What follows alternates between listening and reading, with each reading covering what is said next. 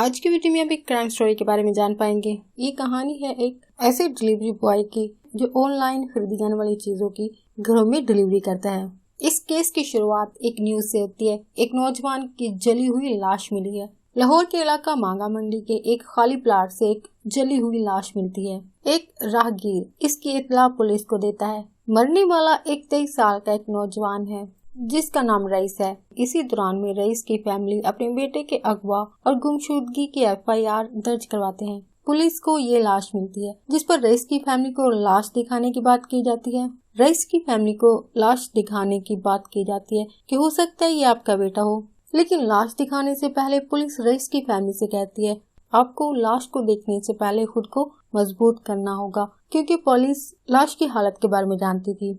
लेकिन रईस की फैमिली से लाइल्म थी। रईस की फैमिली ने कहा आप दिखाएं, हम पहचान लेंगे।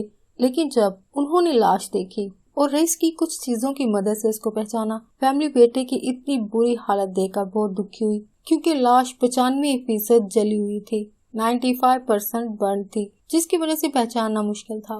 घर में सफाई मातम बिछ गई, क्योंकि रईस की कुछ दिन बाद शादी थी। रईस को इतने बुरे तरीके से जलाने की वजह क्या थी और ये लोग कैसे पकड़े गए?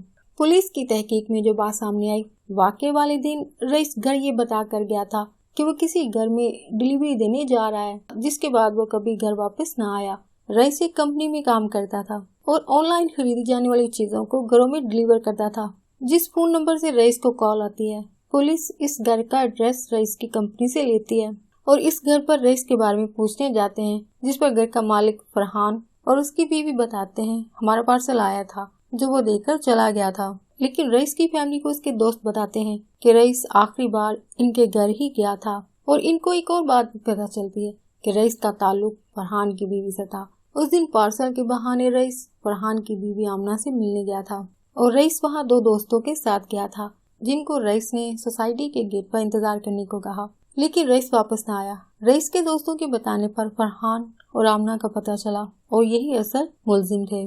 फरहान के बयान के मुताबिक उसे रईस को इसलिए मारा कि वो मेरी बीवी को तंग करता था और इसकी बेटी पर भी रईस की बुरी नजर थी, इसलिए उसने गैरत के नाम पर रईस को मारा। फरहान ने रईस पर यह भी इल्जाम लगाया कि वो एक डकैत है और मेरे घर में चोरी की नीयत से आया था और डिलीवरी के बहाने ये दूसरी लड़कियों को भी तंग करता है और लड़कियों की नाजेबा वीडियो इसके फोन पर मौजूद है। फरहान कहता है मेरा रईस को मारने का इरादा नहीं था, मैं सिर्फ उसको डराना चाहता था ताकि वो मेरी बीवी को दोबारा तंग ना कर सके। लेकिन तशद्दुद के दौरान रईस मर गया और मुझे समझ नहीं आई मैं क्या करूं, तो मैंने उसकी लाश को गाड़ी में डाला और एक वीरान जगह पर उस पर पेट्रोल छिड़क कर उसको आग लगा दी ताकि उसकी शिनाख्त न हो सके। पुलिस ने फरहान की बीवी आमना को भी हिरासत में लिया। आमना के बयान के मुताबिक रईस को पार्सल की डिलीवरी के दौरान उसका नंबर मिल गया था, इसलिए वो मुख्तलिफ नंबरों से मुझे तंग करता था। मैंने उसको काफी दफा मना किया था, लेकिन वो मुझे तंग करता रहता था। वाकया वाले दिन से 2 हफ्ते पहले रईस उसके घर आया था और ब्लेड की मदद से मुझे डराकर मेरे बेडरूम में मुझे लेकर आया और घर से लाखों की नकदी और जेवर चुरा लिए और मेरे ससुर के घर अचानक आने पर वो डर कर भाग गया। भागते हुए उसका फोन घर की बालकनी पर गिर गया, जिसको मेरे शोहर ने उठाकर अपने पास रख लिया। आमना भी रईस पर इल्जाम लगाती है कि रईस मुझे तंग करता था और मेरी बेटी पर भी नजर रखता था, जो कि सिर्फ एक इल्जाम था, क्योंकि तहकीक में ये बात सामने आई कि आमना के रईस के साथ नाजायज ताल्लुकात थे और पिछले 6 माह से दोनों एक दूसरे से मिलते थे, जिसका इल्म आमना के ससुर को हो गया। वाकई से 2 हफ्ते पहले रईस और आमना को बेडरूम में आमना के ससुर नहीं पकड़ा था और अपने बेटे को फोन पर बताया कि तुम्हारी बीवी किसी के साथ बेडरूम में मौजूद है।